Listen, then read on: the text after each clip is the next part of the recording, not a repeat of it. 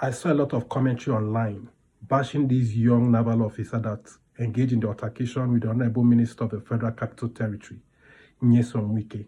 And I think it's quite unfortunate that this is where we found ourselves as a nation with zero regard for the rule of law.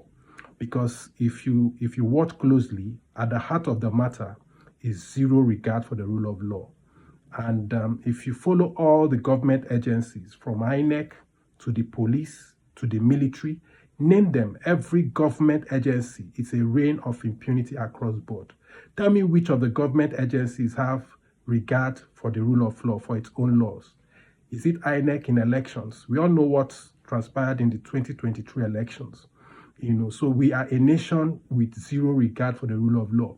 So when you present your landed documents, the government of the day, as long as the big man there, the government official there, the government appointee there, as long as he has designs for that particular land, he can revoke that land, on very flimsy excuses. And despite maybe courts, rulings and everything, they'll go ahead and demolish your property. And, you keep going to court. A lot of people have lost their properties just like that. We are all here when the property of, His Excellency, Mr. Peter Obi, was demolished in Lagos, and I think they're still on it right now. So if you watch what happened, what transpired on that day between the naval officer and the minister of the Federal Capital Territory, you will see that according to the naval officer, they have their documents, but they were not confident that that document, which is a seal of government authority, was strong enough to secure their property or their interest in that property. That was reason why they resorted to self-help, because they had the capacity, because they are the military, they are one of the security agencies. They resorted to self-help. So what about those who don't have that capacity, who don't have that, who are not in a position to be able to somehow enforce their own rights? A lot of Nigerians, their rights have been impugned on by the government.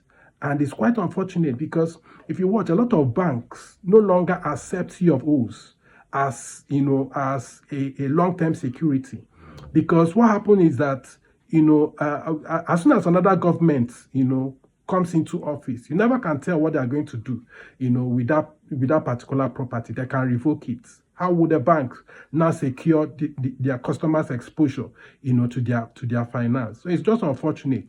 The international community is watching us, and I think as soon as this government does something about this, reining, their officials and their appointees, I think it's to the interest, of Nigeria as a whole. Because there is no foreign investment that will come into a nation that has zero regard for its own laws. Look at what Nnamdi Kanu said in the court. As in, it was just, like a country without regard for its constitution, without regard for Supreme Court rulings. What business, does he have been in the court of law? So it's unfortunate. This is where we found ourselves, and we have to deal with it somehow.